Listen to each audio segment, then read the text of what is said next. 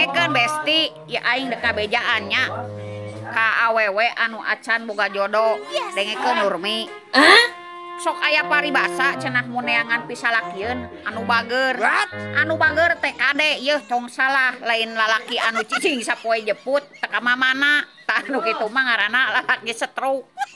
Yeuh lalaki anu bager mah anu gawena teu eraan, anu gawena teu gengsian. Paduli teuing awakna caketrek hideung oge, nu penting mah halal jeung aya rejekian.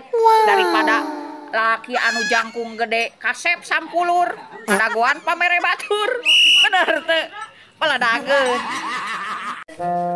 Dengekeun besti lamun curhat kabingung kasusah jeung kapusing ulah sok kababaturan keur ngabesti yeuh curhatan aman geus teu ngabesti mah dibeja-beja deui.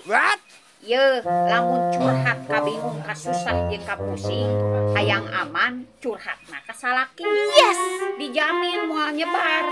Ngomong curhat teu gablek duit mah kurang arah ning hayang mere ngadengena ge sugieun. Peledageun. Dengekeun Kardun ari hirup ulah loba gaya. Pan eta tempo dicobaan loba gaya mah tempo isuk-isuk geus teu berdaya. Karunya teuing peledageun.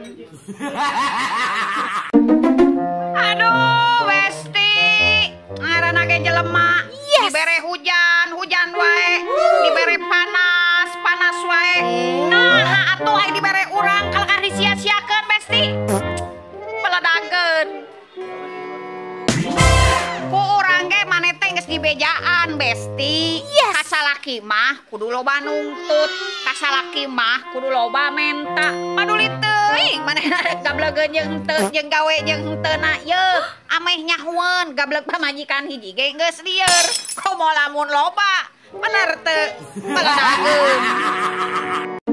Urang mun ditanya alergi naon? Alergi jelema munafik. Osok ngahasut batur. Tukangeun ngomongkeun batur. Tempo panggih jeung urang. So akrab. Peledageun. Ari geus gablek salaki, ulah sok ateul ka salaki batur. Hayang dirojok, hayang disodok. Era atuh. Ari titel pamajikan batur, tapi ateul ka salaki batur. Peledageun.